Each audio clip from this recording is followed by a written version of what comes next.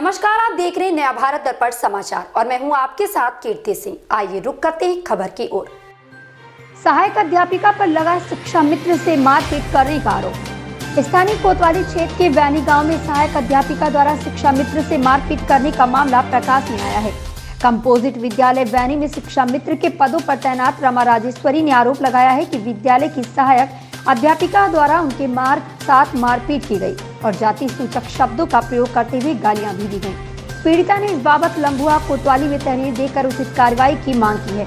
लंबुआ कोतवाली में दिए गए तहरीर में रमा राजेश्वरी ने बताया कि जब वह सहायक अध्यापक रमाशंकर मिश्र से विद्यार्थियों से संबंधित कुछ आवश्यक बातचीत कर रही थी, तभी सहायक अध्यापिका वहां पहुंची और उनका मोबाइल फोन छीनकर जाति सूचक शब्दों का प्रयोग करते हुए उन्हें गालियां दी और डंडे से उनकी पिटाई की। वहां उपस्थित विद्यालय परिवार के लोगों द्वारा दबाव बनाए जाने के बाद मोबाइल फोन वापस किया और पुनः जाति सूचक शब्दों का प्रयोग किया। इसके बाद पीड़िता रमा राजेश्वरी ने खंड शिक्षा अधिकारी को पूरे मामले से अवगत कराने के बाद सूचना डायल 112 के माध्यम से पुलिस को दी। कंपोजिट विद्यालय वैनी की सहायक अध्यापिका का विवादों से पुराना नाता है। हाल ही में उनके ऊपर विद्यालय की स्थिति का निरीक्षण करने गए ग्राम प्रधान प्रतिनिधि को कमरे में बंद कर ताला लगाने का भी आरोप लग चुका है। ग्राम प्रधान प्रतिनिधि ने बताया कि उन्होंने इस बाबत खंड शिक्षा अधिकारी को लिखित शिकायत पत्र भी दिया है। हरिकेश यादव की रिपोर्ट। नाही श्री किस पद पे हैं यहाँ पे? प्रधान अध्यापक। आज क्या मामला हुआ था आपके स्कूल में? आज विद्यालय में मैं क्लास में पढ़ा रही थी। कक्षा 4 और 3 के टीचर नहीं आए थे। मैं कक्षा 3 और 4 में पढ़ा रही थी, हाजिरी अटेंडेंस ले रही थी शत बच्चों की। उस बीच यहाँ मिश्रा जी और प्रतिभा त्रिपाठी सहायक अध्यापक डीबीटी के बारे में कुछ बात कर रहे थे। किसी बच्चे का खाते में पैसा नहीं आया था तो उस बारे में बात कर रहे थे। उस वक्त श्री रमा राजेश्वरी अपने क्लास में पढ़ा रही थी, लेकिन उसी समय वो अपने कक्षा छोड़ के लोगों के बताने पर, टीचर्स के बताने पर, मैंने उनको आते भी नहीं देखा, उनके बताने पर कि वो आई और कहा कि मैं अभी वीडियो बनाती हूँ, आप लोग यहाँ क्या कर रहे हैं, मजाक कर रही थी। उतने में बताया उनकी रमा राजेश्वरी ने बताया कि उनका मोबाइल प्रतिभा त्रिपाठी जी ने छीन लिया है।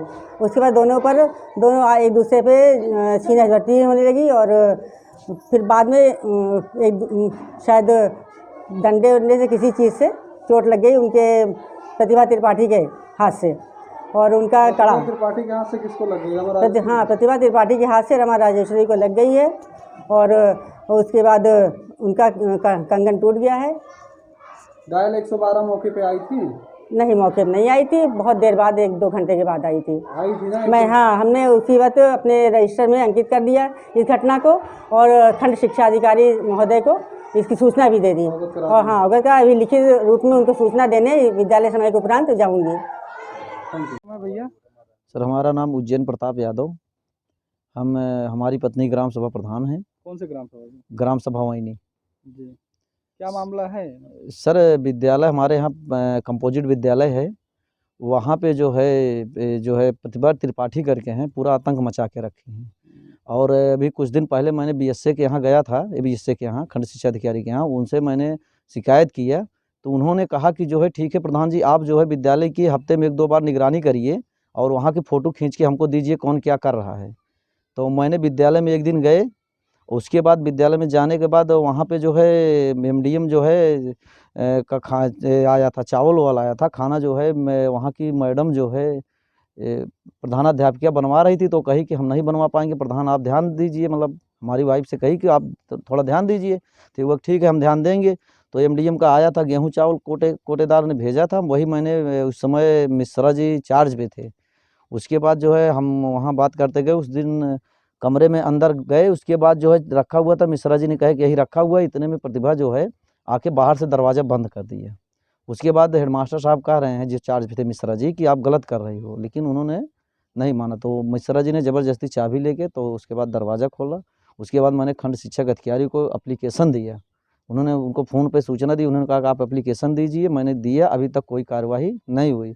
फिर उसके बाद आज रमा रामेश्वरी को प्रतिभा ने डंडे से मारा। उन्होंने हमें फ़ोन किया कि प्रधान जी, रोने लगी फ़ोन पे कि हमें जो है प्रतिभा त्रिपाठी ने डंडे से मारा और हमारा मोबाइल छीन रही थी और हमें चमाइन कह के गाली दे रही थी कि आप जो है चमैनी की जात, तुम्हारे विद्यालय में इतनी हैसियत की इतनी ऊँची आवाज़ में बात करोगी। तो उन्होंने हमसे रोते हुए बताया फ़ोन पे।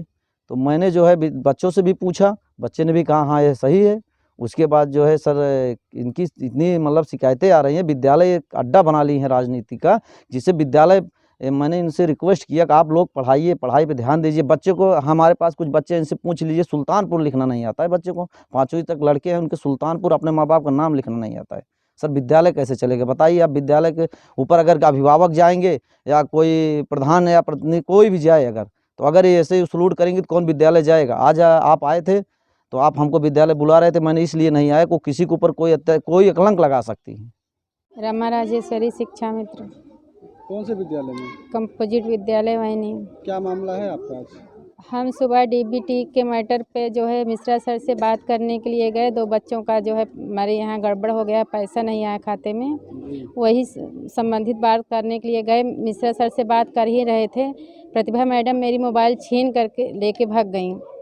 मोबाइल हम मांग रहे थे तो दी नहीं, मिश्रा भी कहें और अनीता मैडम भी कहीं मोबाइल इनका दे दीजिए, मोबाइल नहीं दी। इसके बाद हमको जा सूचक गालियाँ देकर डंडे से हमारे हाथ में मारी, हमारा कंगन हाथ में मारी है। दिखाओ थोड़ा। कल हो गया है कहाँ पे? यहाँ अच्छा जी। हाथ में मारी। इसके बाद मोबाइल जो है दे ही नहीं रही थी, हमको परेशान कर रहे थे, कहीं हम मोबाइल हम छुट्टी हो जाएगी तब देंगे, नहीं मोबाइल देंगे तुम्हारा क्या कर लोगी, तुम चवाइन हो क्या करोगी, हमारा मोबाइल नहीं देंगे तुमको, देखते हैं तुम्हारा पावर, सब यही बोली। इसके बाद हमको मारी तो बहुत प्रयास मैं मैडम से बताई, मैडम हमारा मोबाइल दिलवा दीजिए। मैडम भी काफ़ी देर परेशान हुई मोबाइल के चक्कर को लेके, फिर भी मोबाइल नहीं दी। तब गई, काफ़ी देर परेशान करने के बाद फिर मोबाइल दी, तो मोबाइल निकाली जैसे वैसे हमारे मोबाइल में डंडे से मारने लगी, डंडे से मारी। इसके बाद फिर हमको गाली दी, तब मोबाइल दी हमारा। ये हमको बहुत दिन से परेशान कर रही हैं, जब होता है तब हमको मारने की धमकी देती हैं हमेशा। आपने 112 नंबर पे सूचना दी? हाँ, 112 नंबर पे फिर सूचना हम दिए, पुलिस वाले आए, सब उनसे अपने समस्या बताए। पहले तो हम अपने वरिष्ठ अधिकारी सीनियर से BSA सर से बात किए, सर बोले कि हम बहुत ही उनसे परेशान हैं, आप पहले थाना जाइए, सब एप्लीकेशन दीजिए।